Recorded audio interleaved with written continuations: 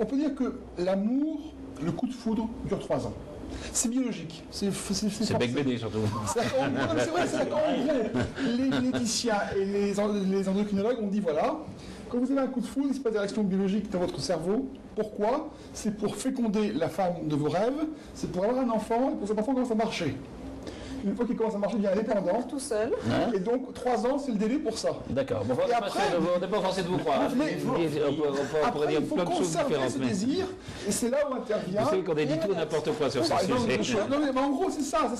Alors, allons-y. Donc, aujourd'hui, ce qui s'est passé avec des sites et avec des systèmes Qu'est-ce que vous voulez faire comme ça de vente en réunion, Ah oui. c'est que l'homme qui était le principal acheteur C'est un de baillot. produits sexuels, la femme est arrivée et c'est devenu quelque chose de beaucoup plus ludique, avec des formes beaucoup plus naturelles, de la beauté, des choses comme ça, et puis des choses amusantes. Ce qu'on peut dire aussi, c'est que les grandes marques s'y sont mis. Allez, il faut montrer parce que sinon. Voici une tondeuse. Ouais. Elle est par une grande marque. Pourquoi? Parce que 74% des femmes préfèrent leur homme imberbe, avec un torse imberbe, qu'un torse poilu. Et cette grande marque le package gratuitement avec des préservatifs et du gel lubrifiant. Ce qui prouve bien qu'il y a un caractère érotique à la tondeuse. C'est vrai. Il fallait le trouver. Mais... Ensuite, regardez ce magnifique packaging. Ceci est quelque chose qui est un complément alimentaire pour mettre une direction plus importante.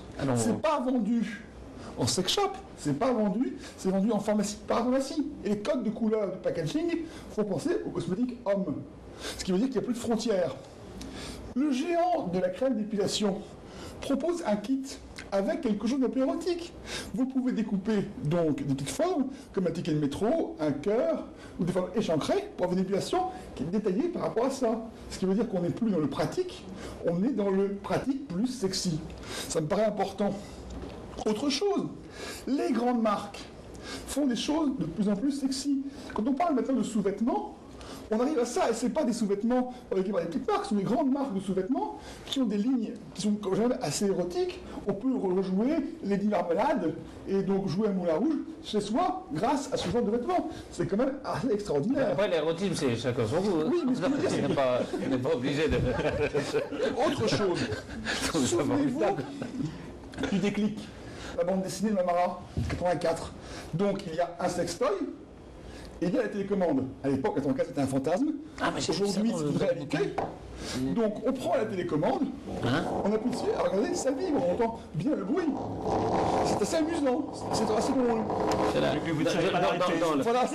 Dans le livre de Baptiste Coulmont, voilà, c'est pas. Mais enfin, il y a des publicités, il y avait justement une publicité, faites-la jouir à distance. Hein, voilà, c'est ça. Et ça existe maintenant. Pardon. Une publicité, comme on m'a fait remarquer, qui différencie l'homme de la femme. L'homme doit la faire jouir à distance, ce n'est pas prévu pour un couple de femmes ou un couple d'hommes.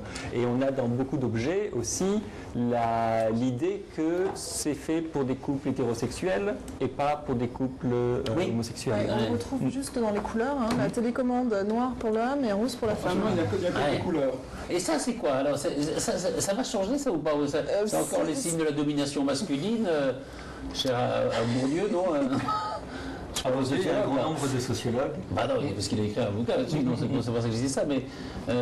c'est qu'en effet, c'est des codes de sur quoi je domination, souhaite insister, c'est sur le fait que ces objets proposent des normes, plus qu'ils proposent la libération.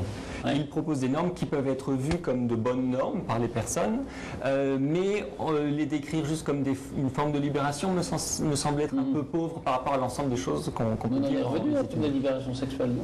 Ça a très vite été critiqué, en tout cas, que ce soit par les conservateurs ou même par des marxistes qui trouvaient que c'était une mauvaise manière de décrire ce qui avait pu se passer. Pardon. Oui, les sites d'objets tendance qui vendent à la fois des sacs tendance, des t-shirts tendance, des meubles tendance, commencent à avoir des lignes de caleçons tendance spécifiques qui ont un petit caractère érotique. Si c'est tendance, c'est des choses comme ça, c'est que ce n'est plus. C'est carrément de. Mais c'est plus joli parce que vous avez. Je dis ça pour son démocratisme quand même. Des artistes qui créent ce genre de choses. Et puis enfin, un objet de DVD assez amusant, si vous voulez apprendre à jouer au poker, le poker c'est la mode, on peut jouer Selection Poker, faire du strip poker, donc battre cette dame, ou si vous préférez, ce monsieur. Vous avez vraiment le choix. Ce qui veut dire en fait que, Aujourd'hui, ils vont faire des émissions maintenant là-dessus. Absolument, ça va arriver. Le Ça va arriver. à la télévision, je pense qu'on va y arriver bientôt. Bientôt, ouais. Ce qui veut dire qu'en gros, il n'y a plus de frontières, il n'y a plus de ghetto entre le sexy sex shop des 70 et les produits de grande distribution. Ça, c'est une vraie remarque, ça. Enfin, je veux dire, quand on lit votre Paris libertin, qui est très historique, hein, justement, alors on s'aperçoit qu'il y a des lieux bien spécialisés. Quoi. Puis ça se diffuse aujourd'hui, une espèce de diffusion des lieux sexuels dans... Alors que là, voilà, une diffusion, on disait dans les magasins de mode, dans les grandes surfaces, dans les grands magasins, par exemple, dans le sous-sol des grands magasins, ce qui était inimaginable il y a 10 ans, par exemple. Pour la protection des maladies sexuellement transmissibles, on trouve maintenant dans les supermarchés, les hypermarchés, dans la proximité des préservatifs, mais aussi maintenant du gel lubrifiant à base d'eau pour pouvoir combattre les préservatifs, des huiles de massage et même des anneaux vibrateurs qui se vendent en linéaire. Et c'est des grandes marques de préservatifs qui profitent de la vague des problèmes sexuels qu'il y a eu avec le sida et des choses comme ça, pour dire qu'on peut faire de la préservation des maladies sexuelles, des choses ludiques, avec des préservatifs vibrants, avec des préservatifs texturels. Voilà, c'est ce que dit, c'est-à-dire le divertissement arrive. Voilà, on associe. Les préservatifs ne sont plus mis en avant comme des objets servant à la protection, même s'ils le sont, mais des objets qui servent au plaisir du couple. Les préservatifs qui sont proposés ici sont texturés, vibrants, etc.